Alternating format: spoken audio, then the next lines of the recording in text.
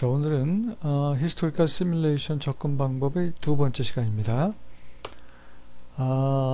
오늘은 이제 Extreme Value Theory라는 것에 대한 간단한 이제 개념에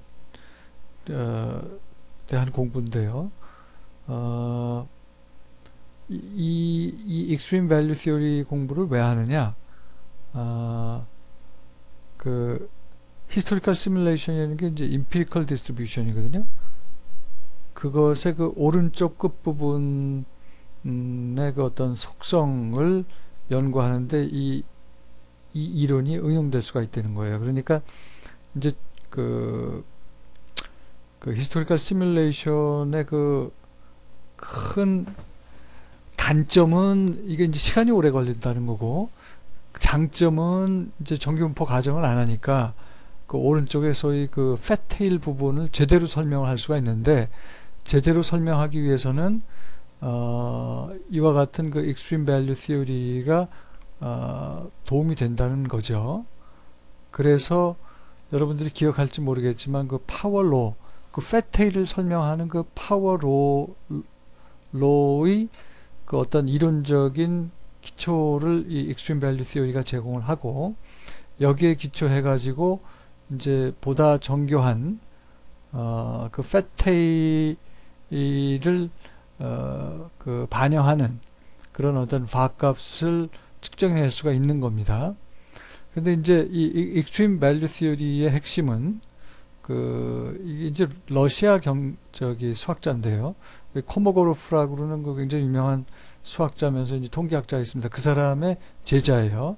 쥐가 묵음이라고 그러면은 네덴코가 되겠죠. 이 사람이 이제 어떤 결과를 발견해냈냐면, for a wide class of distribution, 굉장히 많은 분포의 경우 그 u 값이 증가할 때 그 v 값이 u와 u 플러스 y 사이에 존재할 확률이 이 파레토 분포를 쫓아간다는 거예요. 요 말은 다시 설명을 하면, 굉장히 많은 확률 분포의 경우 이 꼬리 부분은 어떤 공통의 속성을 가진다는 사실인데, 그 공통의 속성이 이와 같은 그 파레토 분포로 표현이 되고, 이 파레토 분포의 이 쉐입 파라메타인 이 값과 스케일 파라메타인 요 베타 값에 의해서 결정이 됩니다. 그래서 요 두 값만 알면 이 누적 확률 분포가 표현이 되는데, 이 베타 값과 이 값을 그러면 어떻게 추정을 하느냐? 이 maximum likelihood estimation에 의해서 추정을 합니다. 그 maximum likelihood는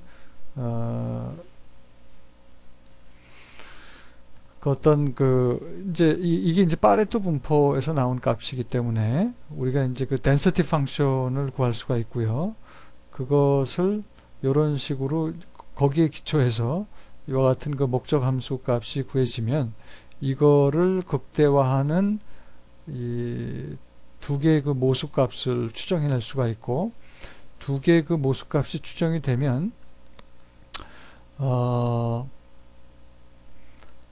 여기에서는 이 모수 값을 추정이 되면은 결국 하여튼 바값이 계산한다는 게 이제 그 바값이 계산이 된다는 게 요지고, 여기서 설명되고 있는 부분은 이와 같이 그 파레토 분포를 쫓아갈 때 그 파워로가 성립이 된다는 겁니다. 그래서 왜 파워로 얘기를 하느냐, 이 정규 분포가 실질적으로 그 자료를 가지고선 비교를 해보면은 실질적인 자료에 존재하는 그 팻테일이라는 현상이 정규 분포는 설명이 안 된다고 그랬잖아요. 그런데 파워로는 그 팻테일을 설명을 하는데, 이 파워로가 바로 이와 같은 그 파레토 분포에 가정을 하면은 그 파레토 분포의 그 꼬리 분포는 이런 그 파워로 성질을 만족하기 때문에 패테일 현상이 설명이 된다는 얘기를 지금 하고 있고요. 다시 그